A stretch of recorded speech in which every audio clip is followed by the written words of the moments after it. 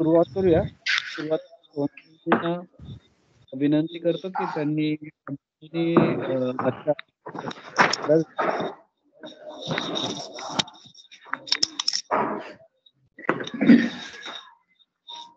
Hello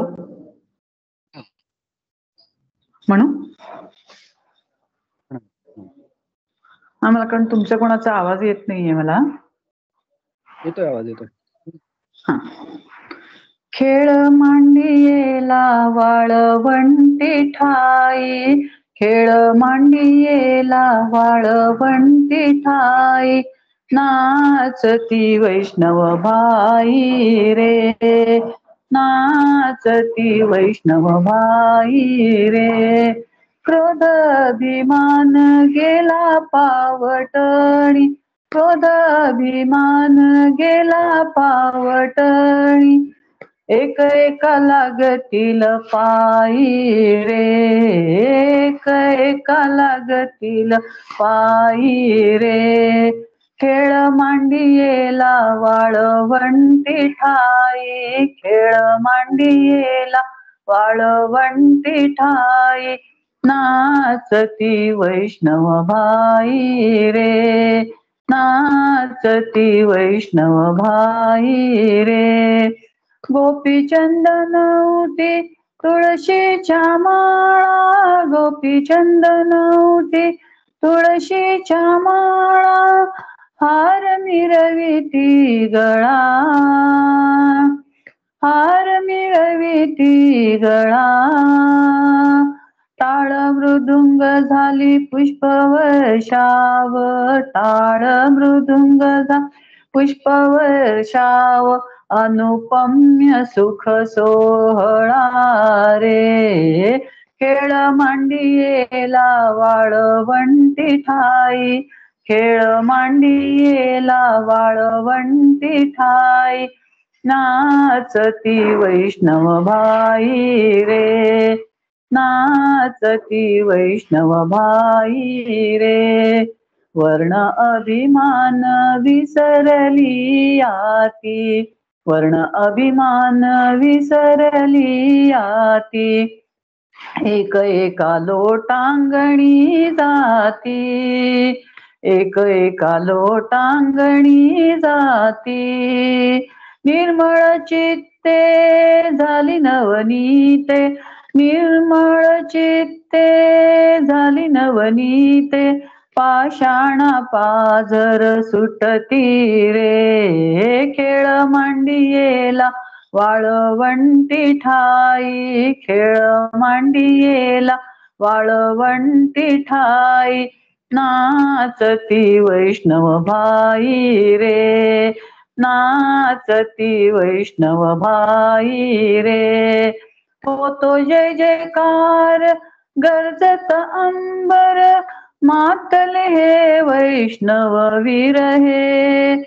तुका म्हणे सोपी केली पाय वाट, तुका म्हणे सोपी केली पाय वाट, उतरावया भवसागर रे. खेळ मांडियेला वाळवंटी ठाई, खेळ मांडियेला वाळवंटी ठाई, नाचती वैष्णव बाई रे, नाचती वैष्णव बाई रे, नाचती वैष्णव बाई रे.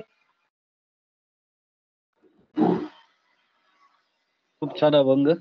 भगवत भक्तीची म्हणजे संसाराची भवसागराची अवघड पायवाट सोपी करण्यासाठी भगवत भक्तीचा खेळ मांडायला पाहिजे, याचं समर्थन तुकाराम महाराजांनी केलेलं आणि ते निशान त्याच्या अभंगातून प्रकट केलं. आपण पुरुषोत्तम योग अभ्यास आहोत, 15वा अध्याय, आणि आजच्या विवेचनाची सूत्र सुचिता शेवडे वहिनी यांच्याकडे मी सुपूर्त करतो. त्यांनी त्यांच्या विवेचनाला कृपया सुरुवात करावी. नमस्कार. ब्रह्मानन्दं परमसुखदं केवलं ज्ञानमूर्तिं द्वन्द्वातीतं गगनसदृशं तत्त्वमस्यादिलक्ष्यम् एकं नित्यं विमलमचलं सर्वधि साक्षिभूतं भावातीतं त्रिगुणरहितं सद्गुरुं तं नमामि। गुरुर्ब्रह्मा गुरुर्विष्णु गुरुर्देवो महेश्वरः गुरुः साक्षात् परब्रह्म तस्मै श्री गुरवे नमः। अलंकापुरी पुण्यभूमी पवित्र तिथे नांदतो ज्ञान राजा सुपात्र तया आठविता महापुण्यराशी नमस्कार माझा सद्गुरु श्री ज्ञानेश्वरासी। कावेरी सगळ्यांना कुठे आहे? आदरपूर्वक नमस्कार. हा.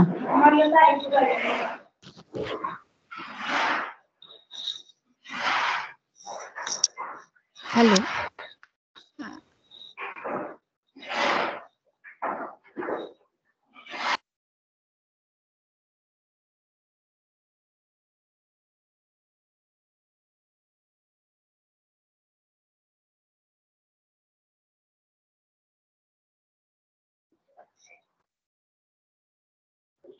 आवाज नाही येते.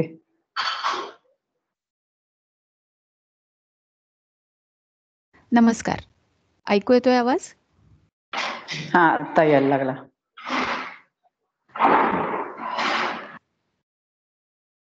15व्या अध्यायाच्या समारोपाकडे आपण आपला प्रवास हळूहळू चालू आहे. आपण आतापर्यंत 15 श्लोक अभ्यासलेले आहेत आणि आज आपण 16व्या श्लोकापासून पुढे आज अभ्यासणार आहोत. नुकतीच म्हणजे साधारण 1-2 आठवड्यापूर्वी आपण दिवाळी साजरी केली आणि या अध्यायाच्या सुरुवातीच्या ज्या माऊलींच्या ओव्या आहेत त्यामध्ये ही प्रसिद्ध ओवी येते आणि दिवाळीच्या शुभेच्छा देण्यासाठी बहुतेकांच्या मेसेजमध्ये आपल्याला ही ओवी दिसते की सूर्य अधिष्ठेली प्राची जगा राणीवदे प्रकाशाची तैशी वाचा श्रोतया ज्ञानाची दिवाळी करी. तसा हा अध्याय आपल्यासाठी सगळ्यांसाठी ज्ञानाची दिवाळी करतो आहे. आणि म्हणजे हा श्लोक आपल्याला काय सांगतो की ज्या देवाचा सुद्धा पत्ता लागत नाही, म्हणजे जी वाणी त्याचं वर्णन करू शकत नाही, मनासह वाचा परतते, असा जो देव आहे त्या पुरुषाला शब्दांचा विषय माऊलींनी केलेला आहे. माऊलींनी किंवा भगवंतांनी तो शब्दामध्ये मांडण्याचा प्रयत्न केलेला आहे. म्हणजे खरं तर शब्दांना त्याचं वर्णन होतच नाही, पण ती वाणी इतकी बलवत्तर झालेली आहे, भगवंतांच्या कृपेनं त्या वाणीमध्ये इतकं सामर्थ्य आलेलं आहे की जे ज्ञानालाही कळत नाही, जे ध्यानालाही सापडत नाही, असं जे निर्विषय ब्रह्म जे आहे ते ब्रह्मतत्व आपल्या बोलण्याचा विषय होतंय. ही भगवंतांची किंवा आपल्या सद्गुरूंची केवढी आपल्यावर असलेली कृपा आहे, असं माऊली या अध्यायाच्या सुरुवातीलाच म्हणतात. आणखीन माऊली काय म्हणतात की जर एखाद्या व्यक्तीला समजा खूप भूक लागलेली आहे आणि अगदी पंचपक्वान्नांचं ताट त्याच्या समोर आलेलं आहे आणि असं ताट समोर आलेलं आहे, तो आता जेवायला सुरुवात करणार, पंगत बसणार.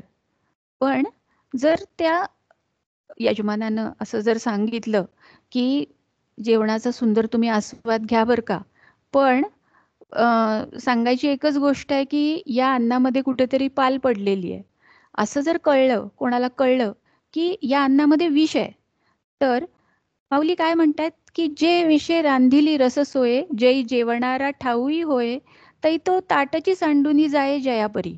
म्हणजे जर त्या जेवणाऱ्याला कळलं, अगदी किती दिवसांचाही भुकेलेला तो असू दे, पण तो पानावर बसेल का, तो ताट सोडूनच निघून जाईल. त्याप्रमाणे या सगळ्या संसाराला अनित्यता आहे असं ज्यावेळी कळेल, त्यावेळी वैराग्याला घालवून दिलं तरी ते वैराग्य आपणहून साधकाच्या पाठीमागे लागेल. म्हणजे काय की आपल्याला एकदा का खूप चांगल्या पद्धतीनं कळलं की हा संसार किती मिथ्या आहे, अनित्य आहे, क्षणभंगूर आहे, हे आपल्याला अगदी आपल्या अंतर्मनामध्ये चांगल्या पद्धतीनं ठसलं, तर काय होईल की वैराग्याला आपण कितीही घालवून दिलं ते वैराग्य आपणहून आपल्या पाठीमागं लागेल. आणि त्यासाठीच या संसार वृक्षाचा अध्याय आपल्याला भगवंत सांगतायत. म्हणजे अत्यंत गहन असा हा अध्याय आहे आणि या अध्यायाचा अभ्यास केल्यानंतर पुढे काही अभ्यासण्यासारखं राहत नाही, असं भगवंतांचीच या अध्यायाबाबत अशी उक्ती आहे एका ठिकाणी, की हा अध्याय जर एकदा चांगल्या पद्धतीनं समजला तर आणखीन काही समजून घेण्यासारखं शिल्लक राहत नाही. म्हणजे मला काय जाणून घ्यायचंय, तर मला परमेश्वराला जाणून घ्यायचंय. मी कोण आहे हे मला जाणून घ्यायचंय. माझ्या जीवनाचं खरं कर्तव्य काय आहे हे जाणून घ्यायचंय. म्हणजे काय करायचंय, की अध्यात्म ज्ञान नित्यत्वम. आणि या अध्यात्म ज्ञानाद्वारे आपल्याला काय करायचंय, की तत्वज्ञानार्थ दर्शनम. या तत्वज्ञानापर्यंत, त्या तत्वाच्या ज्ञानापर्यंत आपल्याला पोहोचायचंय. म्हणजे आपण जर अनावश्यक ठिकाणी होणारा आपल्या मानसिक शक्तीचा वेळ टाळला आणि जर ती शक्ती, मनाची शक्ती संचयित केली, तर ते ज्ञेय काय आहे आणि आपल्याला काय जाणून घ्यायचंय, त्या ज्ञेयाला जाणणं शक्य आहे. म्हणजे जे आदिरहित, सत किंवा असत असं दोन्ही नसलेलं असं जे परमतत्व आहे, ते मी तुला चांगल्या पद्धतीनं समजावून सांगेन, असं भगवंत या अध्यायामध्ये आपल्याला आश्वासन देतात. आपल्या आयुष्यात खरं तर असं कितीतरी असतं, की जे काही जाणून घेतलं नाही तर आपल्याला फारसा काही फरक पडत नाही. म्हणजे समजा मला माझ्या बरोबरचे, म्हणजे आता जसं माझा मुलगा जर्मन भाषा शिकतोय, त्यातला ओकाठो मला कळत नाही. पण हे जाणून मी नाही घेतलं तर मला काय, माझं काही बिघडतं का किंवा माझं काही नडतं का?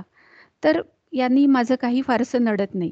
किंवा चार्टर्ड अकाउंटंट आहेत, आमचे जावई एक चार्टर्ड अकाउंटंट आहेत, त्यांना सगळे माहीत असलेले ट्रिकी अकाउंटिंगचे जे काही ट्रिक्स असतात किंवा अगदी मार्मिक गोष्टी असतात, त्या मला समजा कळत नसतील तर माझं फारसं काही बिघडणार नाही आहे. पण हे जे काही ज्ञेय तत्व आहे, जे भगवंत आपल्याला वारंवार सांगतायत, ते जाणून घेणं मात्र मला अत्यंत आवश्यक आहे. आणि ते जाणून घेतलं नाही तर माझं नक्कीच नडतं. म्हणजे यत ज्ञात्वा यश ज्ञात्वा अमृतमश्नुते. ते जाणल्यानं काय होतं, की मला परमानंद प्राप्त होतो. आपल्याला आज ना उद्या केव्हा तरी, की अगदी जसं गीतेतच म्हणलेलं आहे, बहुनाम जन्म नामांते. कधी ना कधीतरी ते जाणून घ्यावंच लागणार आहे. आणि ते तसं जाणून घेणं हीच आपल्या जन्माची खरी तर इति कर्तव्यता आहे. हे ज्ञेय काय आहे हे जाणून घ्यायची आपल्याला अतीव उत्सुकता आहे, जिज्ञासा आहे. पण आपण आपल्या भौतिक आनंदाच्या मागे इतके अडकलेलो आहोत की आपल्याला वेळच मिळत नाही.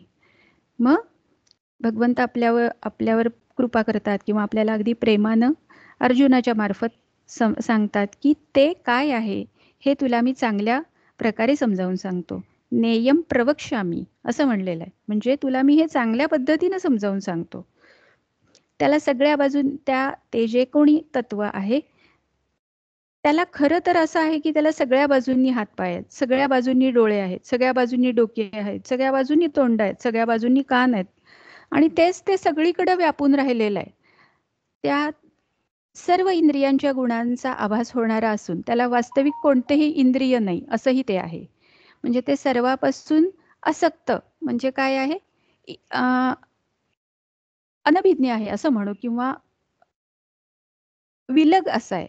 सगळ्यांना धारण करणारा आहे. ते निर्गुण आहे, पण तरी सुद्धा काय आहे, गुणांचा उपभोग घेणारं सुद्धा फक्त ते एक तत्वच आहे.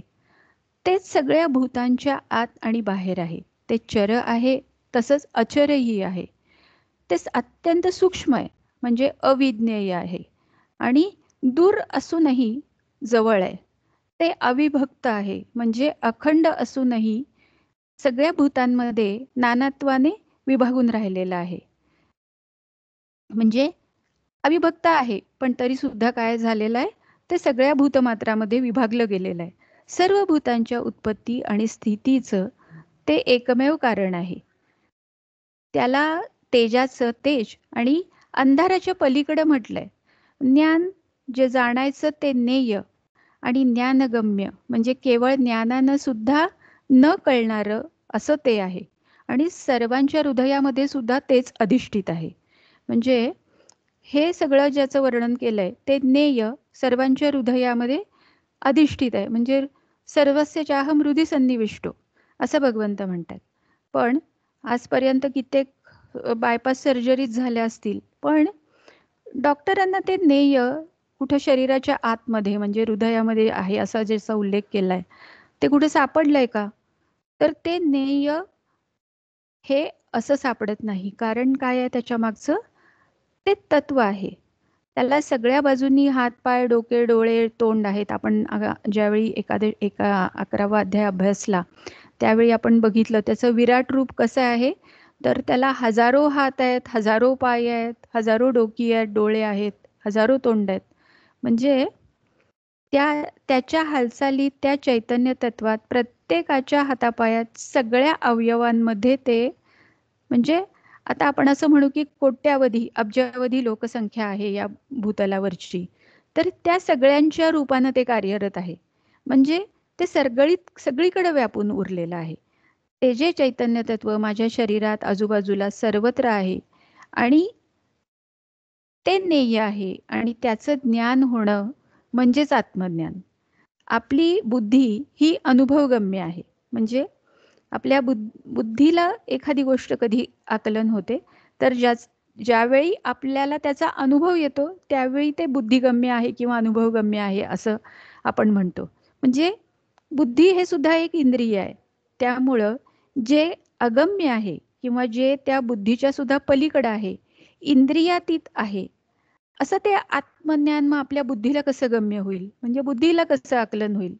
म्हणून हे आत्मज्ञान जे आहे ना ते कोणी कोणाला समजावून सांगायची गोष्ट नाहीये. मग काय आहे? तर ही एक जाणण्याची गोष्ट आहे. म्हणजे खरं तर ती असं आपण जाणण्याची गोष्ट आहे असं सुद्धा त्याला म्हणूच शकत नाही. हे असं म्हणणं सुद्धा खरं तर चुकीचं आहे. मग कसं काय म्हणायला पाहिजे? तर ते होण्याची गोष्ट आहे असं म्हणायला पाहिजे. म्हणजे काय की आत्मज्ञान होतं. आत्मज्ञान ते काही करता येत नाही. म्हणजे काय? ज्याला सगळ्या बाजूनी इंद्रिय आहेत पण त्याला कोणतंही इंद्रिय नाहीये. ते सगळ्यांपासून विलग असून सगळ्यांना तेच धारण करतं. निर्गुण असून सुद्धा ते गुणांचा उपभोग घेतं. ते अखंड असून सुद्धा सगळ्या भूतांमध्ये विभागलेलं आहे.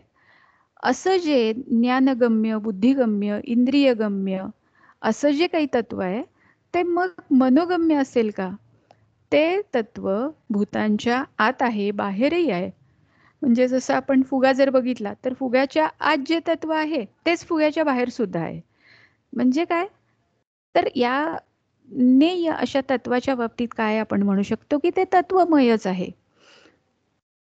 म्हणजे आता आपण एक समजा जर कल्पना केली की भूकंप होतोय.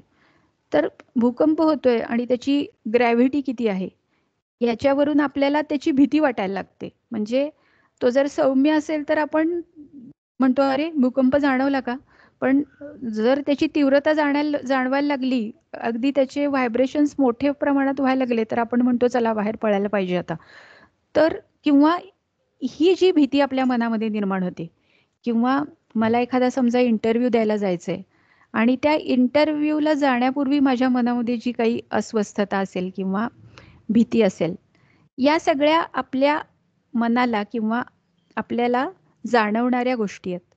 पण ही भूकंप होताना वाटणारी मला भीती जी आहे किंवा मी इंटरव्ह्यूला जाताना जी मला भीती वाटते, या दोन्हीमध्ये फरक आहे. निश्चितच फरक आहे. पण तो फरक काय आहे या दोन भीतींमध्ये त्याचं वर्णन कर असं म्हटलं तर मला काही सांगता येणार नाही. मग जी मला अनुभवली गोष्ट मला अनुभवता येते म्हणजे जी इंद्रिय गम्य आहे याचं सुद्धा मी जर वर्णन करू शकत नाहीये तर इंद्रियांना जी गोष्ट अगम्यच आहे ज्याचा मला कधीच अनुभव आलेला नाहीये तर त्याचं वर्णन मी कसं करू शकेन बरं? मग हे करण्यासाठी माऊलींनी आपल्याला काय सांगितलं की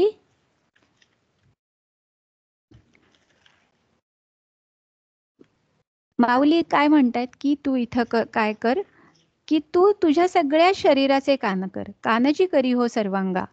म्हणजे तुझ्या सर्वांगाचे कान कर आणि जे जे अनुभवगम्य असं किंवा अनुभवगम्य म्हणणं चुकीचं आहे, मी चुकीचा शब्द वापरला. जे अगम्य आहे ते तुला मी कळवून देतो, ते मी तुला जाणवून देतो.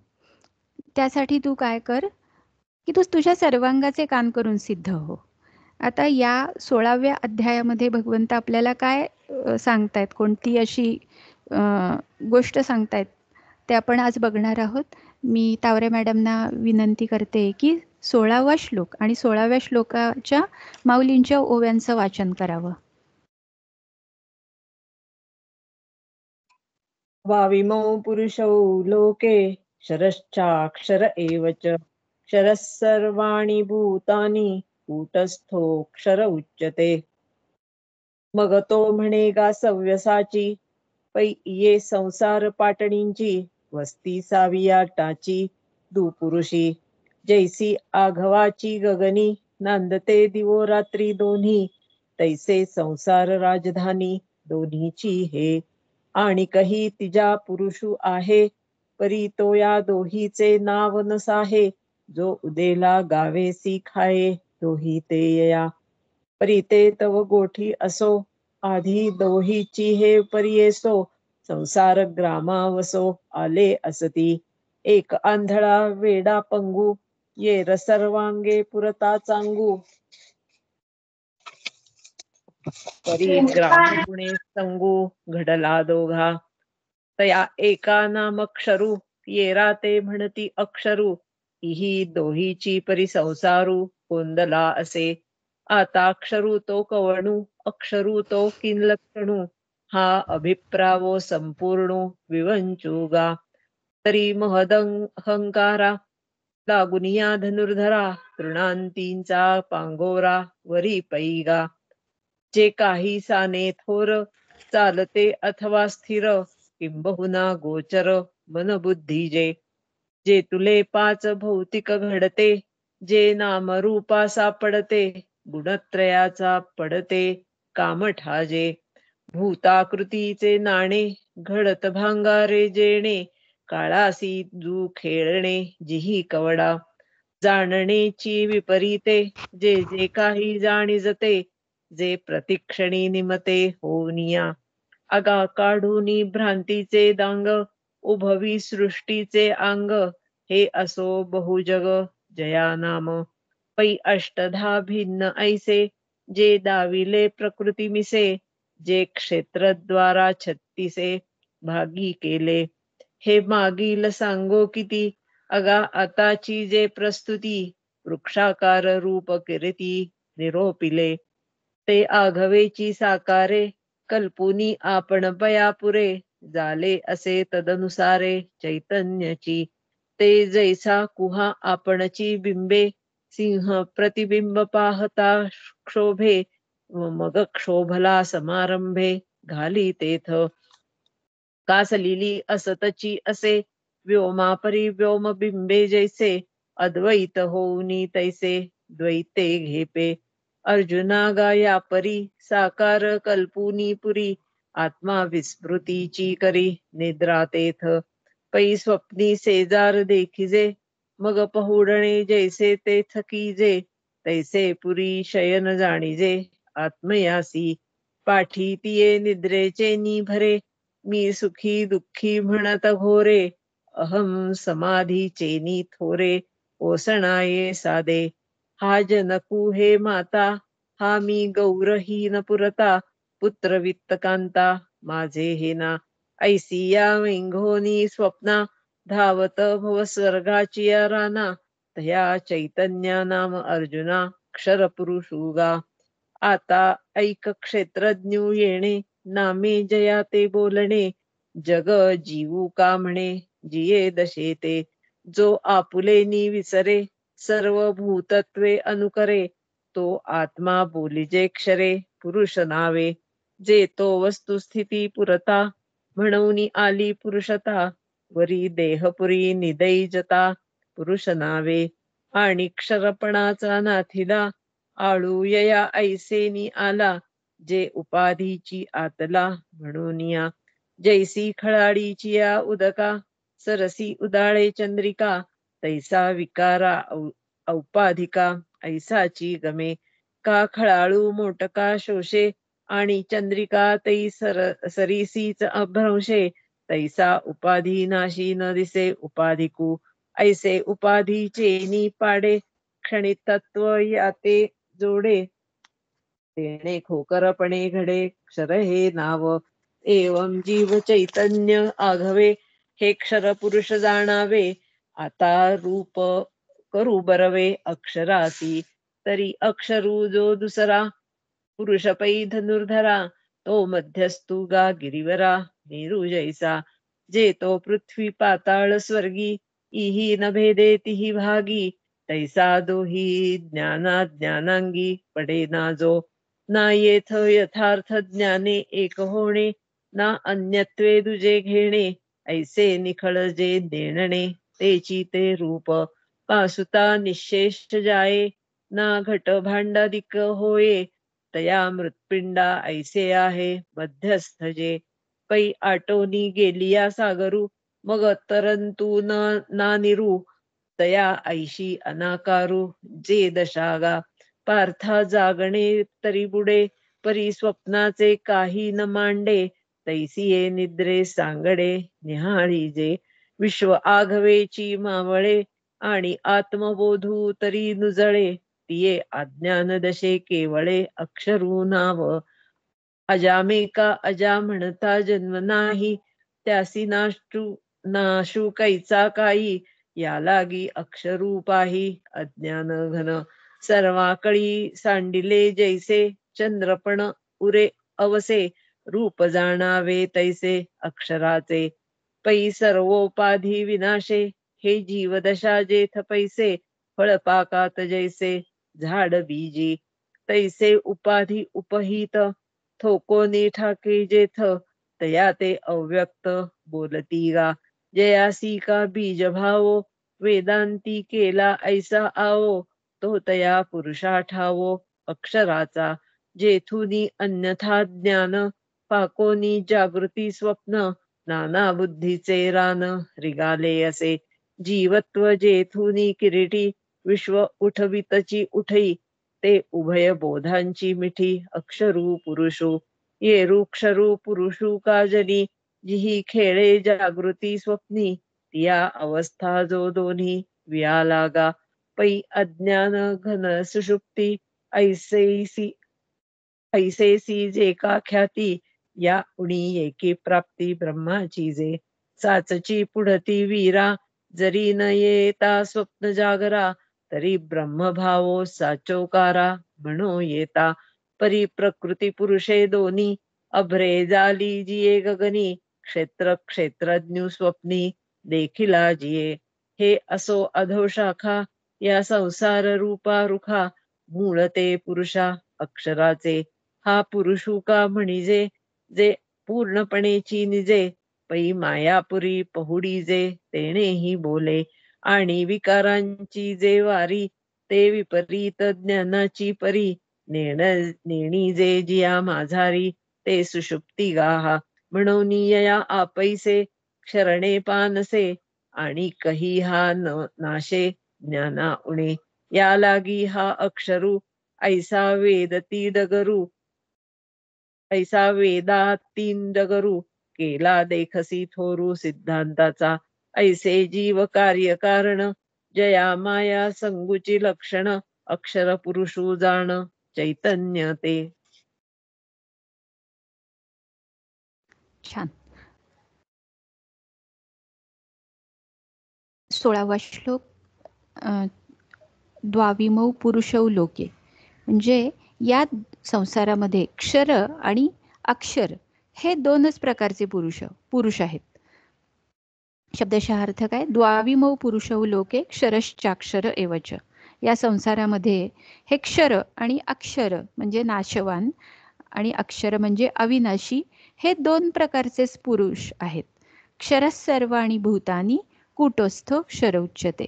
आणि पुढे काय सांगितलंय, पुढच्या पदामध्ये सांगितलेलं आहे की हे जे दोन प्रकारचे पुरुष आहेत, तर यामधले क्षर कोण आहेत? सर्वाणि भूतानी. क्षर म्हणजे नाश पावणारे. ही सगळ्या प्राण्यांची शरीरं काय आहेत? नाश पावणारी आहेत. आणि कूटस्थ अक्षर उच्यते. म्हणजे कूटस्थ किंवा जीवात्मा हा कसा आहे? तर तो अक्षर म्हणवला गेलेला आहे. म्हणजे द्वाविमौ पुरुषौ लोके. लोके या पदानं काय सांगितलेलं आहे की संपूर्ण संसाराचं वाचक आहे हे पद. याचाच आधी उल्लेख जीवलोके असा आलेला होता. या जगतामध्ये दोन विभाग आहेत जे आपण नेहमी पाहत आलेलो आहोत की नाशवान पदार्थ म्हणजे जड आणि अविनाशी म्हणजे चेतन. असा जर विचार केला तर काय स्पष्ट आपल्याला काय जाणवतं की एक प्रत्यक्ष दिसणारी शरीर आहेत आणि दुसरं कोण आहे? दुसरा त्यामध्ये राहणारा जीवात्मा आहे. या जीवात्म्याच्या अस्तित्वानंच प्राण कार्य करीत असतो की आणि सगळ्या संपूर्ण शरीरांचं संचालन करत असतो. जीवात्म्याबरोबर प्राण निघून जाताच काय होतं? या शरीराचं संचालन बंद होतं आणि शरीर डिग्रेड म्हणजे सडायला लागतं. लोक त्या शरीराला काय करतात? त्याची ज्या पद्धतीनं विल्हेवाट लावायची असेल त्या पद्धतीनं त्याची निर्गत लावतात. कारण काय आहे की या नाशवान शरीराचं काहीच महत्व नाहीये, तर त्यात राहणाऱ्या त्या अविनाशी जीवात्म्यालाच खरं महत्व आहे.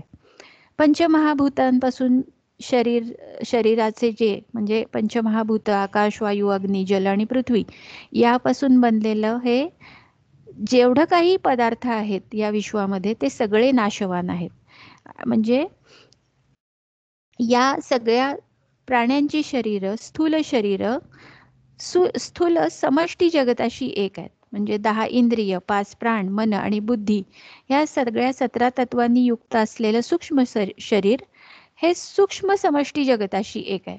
आणि कारण शरीर म्हणजे आपले संस्कार किंवा आपला स्वभाव हे सगळं कसं आहे? समष्टी जगत कारण समष्टी जगताशी म्हणजे मूळ प्रकृतीशी एक आहे. हे सगळं क्षरणशील आहे. म्हणजे काय आहे? नाशवान आहे, डिसइंटिग्रेट होणार आहे. म्हणून याला काय क्षर या नावानं संबोधलेलं आहे. वास्तविक व्यष्टी अशी कुठली वस्तू नाहीच आहे. फक्त काय आहे? समष्टीच अस्तित्वात आहे. समष्टी संसाराच्या थोड्याशा अंशाला आपण मानल्यामुळं त्याला व्यष्टी असं संबोधलेलं आहे. म्हणजे शरीराची भिन्नता केवळ म्हणजे शरीराची संसाराशी असलेली आसक्ती, ममता हे सगळं असल्यामुळं या व्यष्टीचं अस्तित्व आहे. वास्तविक ती व्यष्टी अशी कोणी नाहीच आहे. सगळे पदार्थ आणि क्रिया या सगळ्या कोणाच्या आहेत? प्रकृतीच्याच आहेत. म्हणून जे शरीरांचे भाग असतात म्हणजे शरीर मानली गेलेली आहेत. एक स्थूल शरीर, दुसरं 17 तत्वांपासून बनलेलं सूक्ष्म शरीर आणि कारण शरीर या सगळ्या क्रिया स्थूल, सूक्ष्म आणि कारण समष्टी संसाराच्या हितासाठीच करायच्या आहेत. या संसाराच्या हितासाठी करायच्या आहेत म्हणजे कोणाच्या हितासाठी करायच्यात? समष्टीच्या हितासाठी करायच्यात. त्या आपल्या वैयक्तिक हितासाठी करायच्या नाहीत. ज्या तत्वाचा कधीही विनाश होत नाही आणि जो सदा निर्विकार राहतो त्या जीवात्म्याला या श्लोकामध्ये काय उल्लेख आलेला आहे? त्याला अक्षर किंवा कूटस्थ म्हणलेलं आहे. म्हणजे चेतन परमात्म्याचा अंश म्हणजे हा जो जीवात्मा आहे तो प्रत्यक्ष कोण आहे? तर तो परमात्म्याचा अंश आहे. आणि या सुरुवातीलाच या अध्यायाच्या सुरुवातीच्या श्लोकामध्येच भगवंतांनी त्याला या संसार वृक्षाचं छेदन करायला सांगितलेलं आहे. म्हणजे त्या जीवात्म्याला इथं अक्षर पदानं संबोधलेलं आहे आणि इथं जे क्षर असं ज्याला क्षर असा उल्लेख ज्याचा आलेला आहे ती प्रकृती आहे. आणि पुरुषोत्तम हे कोणाला म्हणलेलं आहे की पुरुषोत्तम हा पुरुषवाचक शब्द जरी सकृतदर्शनी दिसत असला तरी प्रत्यक्षात काय आहे की या पुरुषोत्तमाचा भगवद्गीतेमध्ये तिन्ही लिंगांमध्ये उल्लेख आलेला आहे. म्हणजे प्रकृती, जीवात्मा आणि परमात्मा हे खरं तर कसे आहेत की हे वास्तविकरित्या स्त्रीही नाही आहेत, पुरुषही नाही आहेत किंवा नपुंसकही नाही आहेत. म्हणजे लिंग हे फक्त त्या शब्दाच्या दृष्टीने आहे. आपण मायेला स्त्रीवाचक मानतो, परमात्म्याला पुरुषवाचक मानतो. आणि तत्व असा ज्यावेळी आपण त्याचा उल्लेख करतो किंवा वस्तू असा ज्यावेळी त्या तत्वाचा उल्लेख करतो ते तत्व आपण त्यावेळी नपुंसक असल्यासारखा त्याचा उल्लेख करतो. पण प्रत्यक्षात मात्र त्याला कोणतंही लिंग नाहीये. क्षर आणि अक्षर दोन्ही पेक्षा उत्तम अशा पुरुषोत्तमाच्या सिद्धीसाठी इथं भगवंतांनी त्याला पुरुष असं म्हणलेलं आहे. म्हणजे क्षर सर्वाणी भूतानी, ज्या संसार वृक्षाचं स्वरूप सांगून भगवंतांनी आपल्याला सुरुवातीलाच याचं छेदन करायला प्रेरणा दिली, त्या संसार वृक्षाला या श्लोकामध्ये क्षर म्हणलेलं आहे. आणि इथं भूतानी असं जे पद आलेलं आहे ते पद कशासाठी आलेलं आहे? स्थूल, सूक्ष्म आणि कारण शरीरांचं वाचक असं हे भूतानी असं पद आलेलं आहे. कारण इथं भूतांना नाशवान म्हणलेलं आहे. प्राण्यांची शरीरं काय असतात? नाशवान असतात.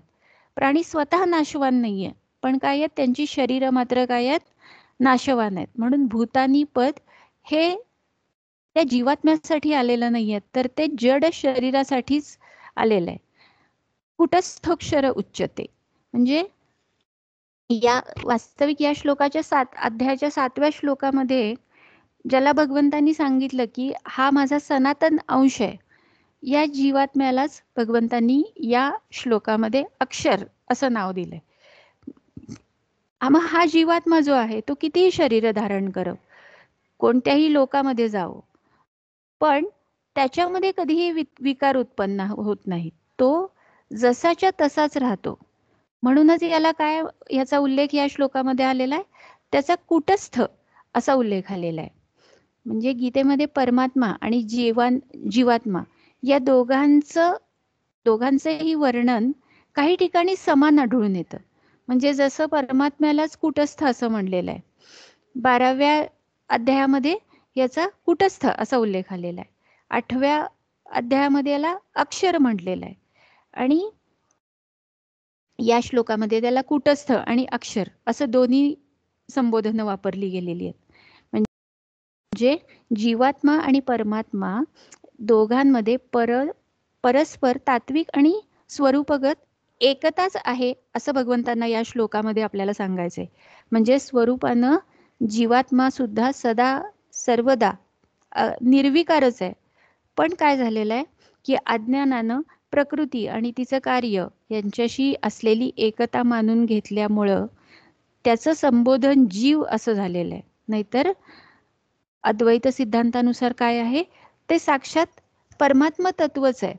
आपण आतापर्यंत आपल्या आधीच्या निरूपणांमध्ये आपल्याला आठवत असेल की आपण हा श्लोक आधी पण एकदा बघितलेला होता की मुंडकोपनिषदातली ही श्रुती आहे, द्वा सुपर्णा सयुजा सखाया समानम वृक्षम परिशस्व जाते तयोरन्य पिपलम स्वादत्यन अश्नन अन्यो अभिचाकशिती. म्हणजे काय अर्थ आहे या ऋचेचा की एकमेकांना जीवलग असणारे जीव आणि परमात्मरूपी दोन पक्षी हे एकाच वृक्षाचा आश्रय घेऊन राहिलेले आहेत. त्यापैकी जो जीव आहे त्यातला जो एक जण आहे तो त्या वृक्षाची गोड फळं भक्षण करतोय, पण दुसरा ती फळं भक्षण न करता, म्हणजे दुसरा कोण आहे त्यातला? एक जीव आहे आणि दुसरा कोण आहे? तो परमात्मा आहे. तो फक्त त्याच्याकडे केवळ पाहतोय, साक्षी भावानं तो फक्त त्याच्याकडे पाहतोय. म्हणजे हे मधुर फळ भक्षण करणाऱ्या पक्ष्यांचं निवासस्थान आणि प्रसवस्थान अशी या ज्ञानरूपी वृक्षाची फळं मधुर असतात. म्हणजे आणि हे मुंडकोपनिषद काय सांगतं की पितृआज्ञेचं पालन करणाऱ्या व्यक्तीला या वृक्षाची मधुर फळं खायला मिळतात. म्हणजे या ऋचेमध्ये या जीव आणि परमात्मा रूपी दोन वृक्षांचं वर्णन या ऋचेमध्ये आपल्याला पाहायला मिळतं.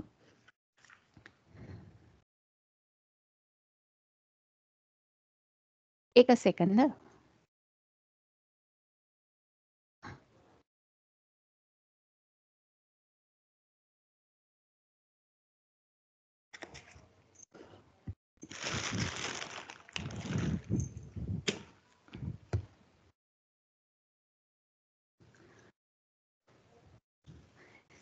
कठोपनिषद सुद्धा हेच सांगतं की नित्य ज्ञानस्वरूप असलेला आत्मा जन्मतही नाही आणि मरतही नाही.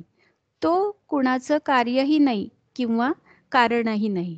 तो कसा आहे? तो अजन्मा, नित्य आणि एकरस राहणारा, पुरातन आणि शरीराचा नाश झाला तरी नाश न होणारा असा तो असा तो आहे. एक बृहदारण्यक उपनिषदामध्ये एक दृष्टांत येतो. म्हणजे सगळं तो दृष्टांत जो आहे तो सगळं ब्रह्मविद्येचं रहस्य स्पष्ट करणार आहे. कदाचित आपण आधी पाहिलेला असेल की यामध्ये एक छोटीशी कथा येते की याज्ञवल्क्य ऋषींचा जनक राजाचा दरबार भरलेला असतो आणि त्या दरबारामध्ये वेदांतपर चर्चा चालू असते. मग त्यानं मोठा यज्ञ केला आणि त्या यज्ञासाठी सगळ्या ज्ञानवंतांना एकत्र बोलवलं. मग आणि त्याच्यामध्ये ज्यावेळी वाद सुरू झाला त्यावेळी राजाला अशी इच्छा झाली की या सगळ्या यज्ञकर्त्यांमध्ये, या सगळ्या ऋषींमध्ये सगळ्यात मोठा प्रवचनकर्ता किंवा सगळ्यात मोठा ज्ञानी असा ब्रह्मज्ञानी कोण आहे? तर त्यानं हे जाणून घ्यायसाठी त्यानं एक युक्ती केली. त्यानं काय केलं, 1000 गायी त्यानं त्या यज्ञाच्या त्या सभेच्या ठिकाणी आणल्या आणि त्या गायींच्या दोन्ही शिंगांना सोन्याची नाणी बांधली, 10 नाणी बांधली. आणि तो काय म्हणाला, हे ऋषींनो, हे पूज्य ब्राह्मण हो, आपल्यामध्ये जो सर्वश्रेष्ठ ब्रह्मज्ञानी असेल त्यानं या गायींना आपल्या घरी घेऊन जावं. राजाची ही अशी घोषणा ऐकली आणि प्रत्यक्षात कोण म्हणेल की मी ब्रह्मज्ञानी आहे? ही घोषणा ऐकून कोणीच पुढे येईना. मग या गायींना कोणच नेत नाहीये असं बघितलं आणि याज्ञवल्क्य ऋषींनी आपल्या एका शिष्याला सांगितलं की त्या गायी घेऊन ये आणि आपल्या घरी घेऊन जा, आपल्या आश्रमामध्ये त्या गायींना तू घेऊन जा. मग गुरूंच्या आज्ञेप्रमाणे, याज्ञवल्क्य ऋषींच्या आज्ञेप्रमाणे त्यांचा शिष्य त्या गायींना घेऊन निघाला. तो गायींना घेऊन निघाला आणि मग मात्र इतर जे ऋषी इथं आलेले होते, तपस्वी आलेले होते, ते संतापले. ते काय म्हणायला लागले की आम्ही इथं एवढे ब्रह्मज्ञानी आहोत आणि हे स्वतःला सर्वश्रेष्ठ ब्रह्मज्ञानी कसे काय समजतात बरं? ते असे आपापसामध्ये कुजबुजायला लागले, चर्चा करायला लागले. आणि यामध्ये अत्यंत महान असे उद्दालक, अश्वल, भृगू, अरुणी असे महान ऋषी सुद्धा होते. गार्गी नावाची महाविदुषी पण होती त्यामध्ये. मग या सगळ्यांनी ब्रह्मविद्येसंदर्भात याज्ञवल्क्य ऋषींना खूप अवघड असे कुठ प्रश्न विचारले. पण आत्मज्ञानी असलेल्या याज्ञवल्क्यांनी याची अत्यंत समर्पक उत्तरं दिली. आणि स्वतः आपण ब्रह्म जाणतो, आत्मज्ञान जाणतो हे त्यांनी सिद्ध केलं. त्या चर्चेचं सार एका ठिकाणी आलेलं आहे. ते सार असं आहे की पुण्याच्या संचयामुळं पुण्याचं मोठं फळ मिळतं, पण त्यामुळं मोक्ष मात्र लाभत नाही. पुण्याच्या परमोत्कर्ष म्हणजे किती पुण्य केलं त्याचा परमोत्कर्ष काय असतो, तर त्याचा संसारामधला एखादा भोगानच त्याचा परमोत्कर्ष साधला जातो. पण आत्मरूपाचं यथार्थ ज्ञान होणं हेच आत्मज्ञान आहे. त्यानंच परब्रह्म परमात्म्याचा साक्षात्कार होतो. प्रत्येक मनुष्याच्या ठिकाणी 3 प्रकारच्या इच्छा असतात. म्हणजे त्याला एषणा म्हणलेलं आहे. पहिली असते म्हणजे आपल्याला यश मिळावं, आपलं नाव व्हावं सगळीकडं, अशी जी असते तिला लोकेशणा म्हणलेलं आहे. पुत्र, स्त्री हे सगळं आपलं व्यवस्थित असावं, ही जी आहे दुसरी इच्छा, त्याला दारेशणा असं म्हणलेलं आहे.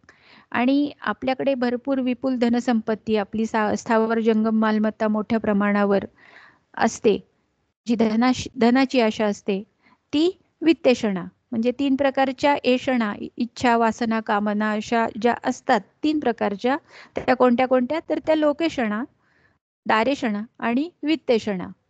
मग या ज्या त्या 3 एषणा आहेत त्या प्रयत्नपूर्वक म्हणजे नित्य असं श्रवण मनन करून ह्या कमी कराव्या लागतात. याज्ञवल्क्य ऋषी काय सांगत होते त्या तत्वज्ञानाच्या चर्चेमध्ये, की अध्यात्म ज्ञान नित्यत्वम, या अध्यात्म श्रवणानं या सगळ्या ज्या एषणा आहेत त्या हळूहळू कमी करायच्या. कारण का, की यापासून मिळणारं सुख जे आहे ते क्षणिक आहे, क्षणभंगूर आहे. श्रवण मनन निधिध्यासनानं आत्मज्ञानानं काय होईल, की आपली ब्रह्मस्वरूपाची खरं तत्व काय आहे हे जाणण्याची जिज्ञासा वाढत जाईल. परब्रह्म परमात्मा हा क्षुधा, तृषा, शोक, मोह, जरा, मृत्यू या सगळ्यांच्या अतीत आहे. तो ज्ञानेंद्रिय कर्मेंद्रिय यांनी प्राप्त होत नाही. डोळे, कान, मन, विज्ञान यांनी तो प्राप्त होत नाही. सर्वांच्या अंतर्यामी असणारा द्रष्टा, श्रोता, मंता, विज्ञाता असं म्हणून ज्याचं काही वर्णन केलेलं आहे. म्हणजे याज्ञवल्क्य ऋषींनी सांगितलेलं आहे की 8 वसू, त्या वसूंची नावं दिलेली आहेत. 11 रुद्र, 12 आदित्य, इंद्र आणि प्रजापती, म्हणजे ज्यांचा 33 कोटी देव, म्हणजे त्या कोटी म्हणजे काय आहेत, त्या कोटीतले देव आहेत हे. म्हणजे 33 कोटी देव असा जो उल्लेख येतो त्यामध्ये काय काय येतं, की 8 वसू, 11 रुद्र आणि 12 आदित्य असे मिळून ते 33 देव, इंद्र आणि प्रजापती हे 33 देव. आणि या सगळ्या 33 देवांचं आश्रयस्थान कोण आहे, तर पृथ्वी. पृथ्वी हे या देवांचं आयतन किंवा आश्रयस्थान आहे. आणि अग्नी हे आलोक साधन, तर मन हे विज्ञान साधन आहे असा उल्लेख येतो. म्हणजे तो त्यांच्या चर्चेचा जो काही सार तिथं सांगितलेला आहे ते मी सांगते. म्हणजे ते सगळं कळतंय असं नाही. त्या परमात्म्यापासून हे देव निर्माण होतात. म्हणजे त्यांनी म्हणलेलं आहे की हे जे 33 कोटी देव ज्यांना मानलं गेलेलं आहे हे त्या परमात्म्यापासूनच निर्माण होतात. आणि शुद्ध उपासनेनं चित्त निर्मळ झाल्यावरच त्या चितघन आत्म्याचा साक्षात अनुभव येतो. आत्मा हा स्वयंज्योती आहे. हा आत्मा कामरहित, पापरहित आणि अभयरूप आहे. तो निष्काम आहे, तो शोकशून्य आहे. आत्म्याची जिज्ञासा करणाऱ्या ब्रह्मवेत्यालाच मोक्षाची प्राप्ती होते. तो प्राणांचा प्राण आहे, डोळ्यांचा डोळा आहे, कानांचा कान आहे, मनाचे मन असा आहे.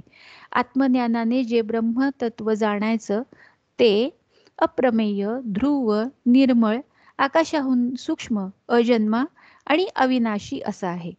मग त्याला पुढे त्यांनी म्हणलेलं आहे, म्हणजे त्या उपनिषदामध्ये असं येतं, एष सर्वेश्वर, एष सर्वज्ञ, एषोंतर्यामेश योनिही सर्वस्य प्रभावप्ययौ ही भूतानाम. म्हणजे हे जे हा जो कोणी आहे हा परमात्मा सर्वेश्वर आहे, सर्वज्ञ आहे, सर्वांतर्यामी आहे. संपूर्ण जगताचं कारण तोच आहे आणि समस्त प्राण्यांचं उत्पत्ती, स्थिती आणि प्रलयाचं स्थान सुद्धा तोच आहे. म्हणजे मला असं वाटलं की आपण जो आता 16वा श्लोक अभ्यासतोय त्याचं सारभूत असं जे काय आहे हे या उपनिषदाच्या सार जे याज्ञवल्क्य मुनींनी सांगितलेलं आहे त्यामध्ये आलेलं आहे. म्हणजे या ऋषींना, या वेदकालातल्या ऋषींना त्यांचा वेदकालीन ऋषींचा मंत्रद्रष्टे असा उल्लेख केलेला आहे. म्हणजे जो द्रष्टा तोच ऋषी, नाहीतर तो ऋषीच नाही. म्हणजे ज्याला आत्मतत्व दिसलं, आपण वेदांना आपण ते अपौरुषेय आहेत असं म्हणतो. कारण ऋषींनी कोणताही प्रयत्न करून खटाटोप करून या ऋचा रचलेल्या नाहीयेत. त्यांना ते स्फुरलेलं आहे. आणि ते जे त्यांचं स्फुरण आहे ते कसं झालेलं आहे, ते त्यांच्या द्रष्टेपणातून प्राप्त झालेलं आहे. आणि त्यांच्या द्रष्टेपणातून वेदांची निर्मिती झालेली आहे. म्हणजे भगवंताच्या कृपेनं ते त्यांना स्फुरलेलं आहे. आता ह्या ऋषींची तुलना खरं तर कुणाबरोबर होऊ शकत नाही. पण आता आधुनिक काळामध्ये म्हणलं तर गदी माडगुळकर आपण म्हणतो त्यांना, आधुनिक काळातले ऋषीच म्हणतो त्यांना. त्यांच्या जीवनातला एक किस्सा ऐकण्यात आला मध्ये, की ज्यावेळी ते गीत रामायण लिहायला बसलेले होते त्यावेळी त्यांची पहिली 5 काव्य सलग लिहून झाली आणि ते रामजन्माच्या वेळेपर्यंत येऊन पोचले. ते पोचले तिथं पहिल्या त्यांनी त्या रामजन्मातल्या त्या पहिल्या 4 ओळी लिहिल्या. चैत्र मास त्यात शुद्ध नवमी ही तिथी, गंधयुक्त तरीही वात उष्ण हे किती, 2 प्रहरी कागशिरी सूर्य थांबला, राम जन्मला ग सखी राम जन्मला. इथपर्यंत ते आले, ह्या 4 ओळी लिहिल्या आणि त्यांना पुढं काही सुचेच ना. जणू काही म्हणजे असं वर्णन वाचलं मी, की त्यांच्यावर शब्द रुसले, त्यांची प्रतिभा त्यांच्यावर रुसली आणि त्यांना असं वाटायला लागलं की आता काही हे काव्य होणार नाही. आणि ते रात्रभर जागे राहिले, कागदावर लिहायचा प्रयत्न करत होते, पण कागदावर काही उतरत नव्हतं. पहाट झाली, तसेच ते उठले. आकाशामध्ये चंद्र होता समोर, चांदण्याही लुकलुकत होत्या. ते तुळशी वृंदावनाजवळ जाऊन बसले. तुळशीच्या मंदिरांचा सुंदर असा मंद गंध दरवळत होता आणि अगदी शांतता होती. अजून उजाडलेलं नव्हतं. पक्ष्यांची बारीकशी किलबिल ऐकू येत होती आणि त्यांनी रामरायाला साकडं घातलं, की भगवंता, हे प्रभू, मी आपलं संकीर्तन मांडलंय, आपल्या प्रेरणेनं मांडलंय. त्यांना आपल्याला माहित असेल की त्यांना प्रत्यक्ष श्रीधर स्वामींनी त्यांना आज्ञा करून गीत रामायण लिहिण्याबद्दल प्रेरणा दिली, असं आपल्याही ऐकण्यात आलं असेल. तर ते आता इथे रामरायाला साकडं घालतायत, की मी अत्यंत तुच्छ आहे, मी अत्यंत सामान्य आहे. तर जे काही घडणार आहे ते आपल्याच प्रेरणेनं घडणार आहे आणि आपण मला प्रेरणा द्या, अशी त्यांनी भगवंताकडं आर्त अशी प्रार्थना केली. आणि काय नवल घडलं, की एकदम पाण्याचा लोंढा जसा यावा ना, तसं शब्द त्यांना आतून उन्मळून बाहेर आले आणि म्हणजे एक टाक म्हणतो ना, तसं त्यांनी पुढचं गीत लिहून काढलं. मग ही प्रेरणा त्यांना कोणी दिली किंवा त्यांची ही प्रतिभा कशामुळे, कुणामुळे जागृत झाली, तर ती निसंशय ईश्वरी प्रेरणेमुळेच झाली. म्हणजे अशा पद्धतीने ऋषी हा काय आहे, ज्यांना आपण आता आधुनिक काळातले ऋषी म्हणतो, तसा हा ऋषी हा द्रष्टा आहे. मग तसंच वेद हे अपौरुषेय म्हणण्यामागचं कारण काय आहे, की ते ऋषींना दिसलेले आहेत, त्यांनी ते मुद्दाम काही लिहून काढलेले नाहीत आणि त्यामुळे त्यातल्या ऋचा समजून घ्यायला अवघड असतील किंवा त्याचा अन्वयार्थ लावताना खूप जणांचा गोंधळ उडेल, कारण ते दिसलेलं आहे, स्फुरलेलं आहे, भगवंतांच्या कृपेनं त्यांना दिलेलं आहे. म्हणून त्यांच्याकडं म्हणजे आपल्याला खऱ्या अर्थानं गीता समजून घेण्यासाठी सुद्धा या ऋचांचा किंवा या वेद वाङ्मयांचा आपल्याला उपयोग आहे. मग हे जे महर्षी व्यासांनी ग्रथित केलेलं जे गीतात भगवद्गीता आहे, तर यामध्ये हाच विचार महर्षी व्यासांनी ब्रह्मसूत्रामध्ये सुद्धा मांडलेला आहे. क्षेत्रज्ञाचा विचार, परमात्म्याचा विचार त्यांच्या पहिल्याच ब्रह्मसूत्रामध्ये येतो. जन्माद्यस्य यतः असं ते सूत्र आहे. म्हणजे जन्माद्यस्य यतःचा अर्थ काय आहे, या जगताचं जन्म, स्थिती आणि लय ज्याच्यापासून होतात. जन्माद्यस्य यतः, ज्याच्यापासून ही या सृष्टीची जन्मस्थिती आणि लय होतो, त्याला ब्रह्म असं जाणावं. म्हणजे आपण सूत्र म्हणतो, ज्याला आपण जसं फिजिक्समध्ये आपण फिजिक्स केमिस्ट्री अभ्यासलं असेल तर त्यामध्ये छोटी छोटी सूत्र असतात, संज्ञा असतात. तर तसं ते अगदी शॉर्टमध्ये मोठा आशय त्यामध्ये सांगून दिलेला असतो. तसं हे ब्रह्मसूत्रातलं हे पहिलंच सूत्र आहे, जन्माद्यस्य यतः. मग ब्रह्मसूत्राप्रमाणे जीवात्मा नित्यच आहे. तो जीवात्मा नित्य ज्ञानी आहे आणि जन्म मरणाचा संबंध कसा आहे, तर तो फक्त स्थावर जंगम शरीराशीच आहे. तो कशाशी नाहीये, त्या जीवात्म्याशी जन्म मरणाचा संबंध बिलकुल नाहीये. अशा पद्धतीनं हा श्लोक आपण फक्त समजून घेण्याचा प्रयत्न केला. माऊलींच्या ओव्यांचा अर्थ मला वाटते आपण पुढच्या शनिवारी बघूया. आजची ही सेवा भगवंतांच्या चरणी अर्पण करून मी आज इथंच थांबते. श्रीकृष्ण अर्पणमस्तु.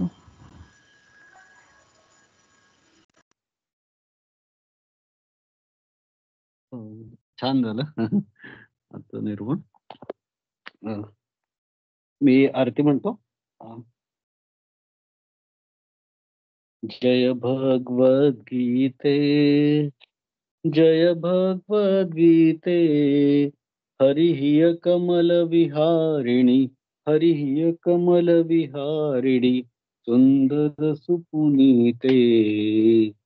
जय भगवद गीते, कर्म सुमर्म प्रकाशिनी, कामासक्ति हरा, कामासक्ति हरा, तत्वज्ञान विकाशिनी, तत्वज्ञान विकाशिनी, विद्या ब्रह्म परा.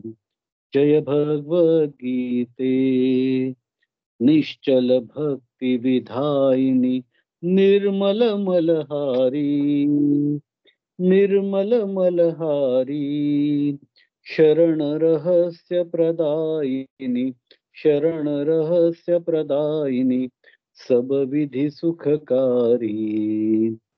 जय भगवद गीते, राग द्वेष विदारिणी, कारिणी मोद सदा, कारिणी मोद सदा, भव भयहारिणी तारिणी, भव भयहारिणी तारिणी, परमानंद प्रदा.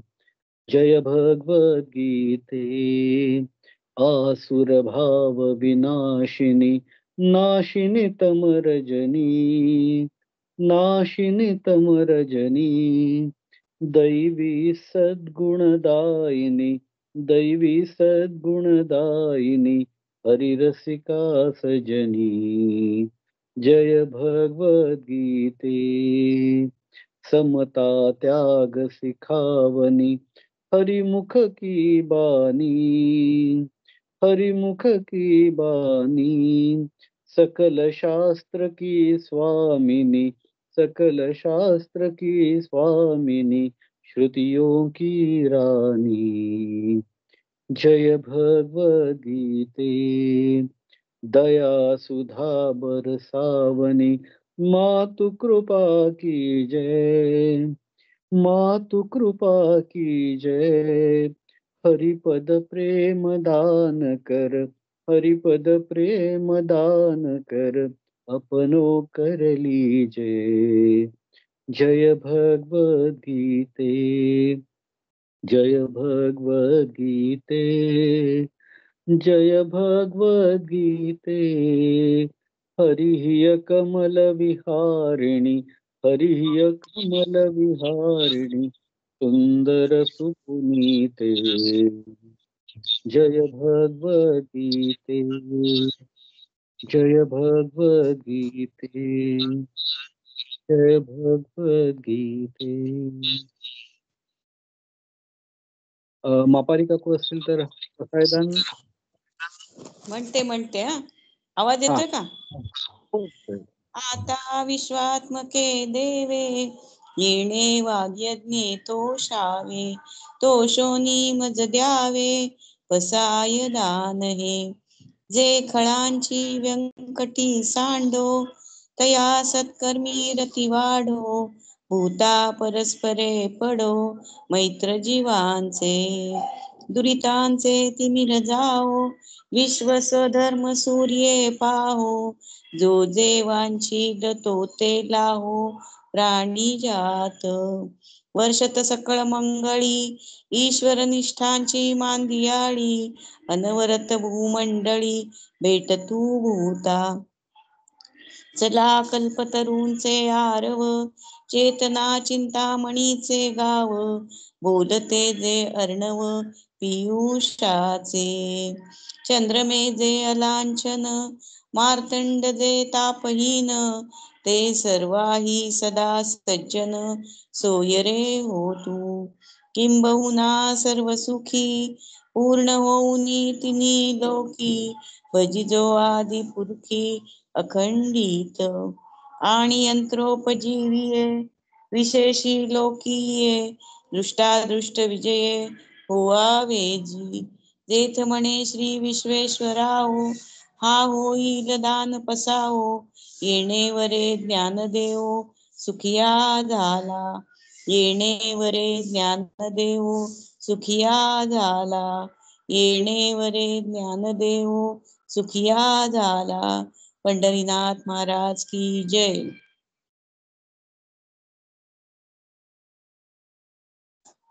छान प्रकारे छंद. आजचं विवेचन खूप छान झालं.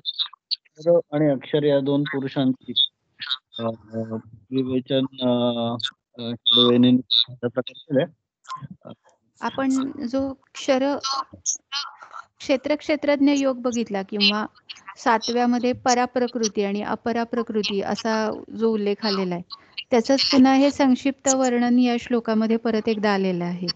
त्यामुळे त्याचाच परत एकदा आढावा घेतला किंवा ज्याचा अध्यात्म अधिभूत असा किंवा अधिदैव असा ज्याचा 8व्या श्लोकामध्ये ज्याचा उल्लेख आलेला आहे, तेच सगळं परत एकदा या श्लोकामध्ये आपण परत एकदा बघितलं. बरोबर. आणि मागच्या पण 2-3 श्लोकामध्ये ते जसं विभूतीचं पुन्हा हो. एकदा वर्णन आलं, तसं नटशेल मध्ये थोडंसं मला वाटतं भगवंत परत एकदा सांगतायत. समराईज करतायत या अध्यायामध्ये सगळं सार. छान झालं, चांगलं सांगितलं. हो, आज चालेल. आपण थांबूया. पुन्हा भेटूया शनिवारी संध्याकाळी 4 वाजता. तोपर्यंत नमस्कार.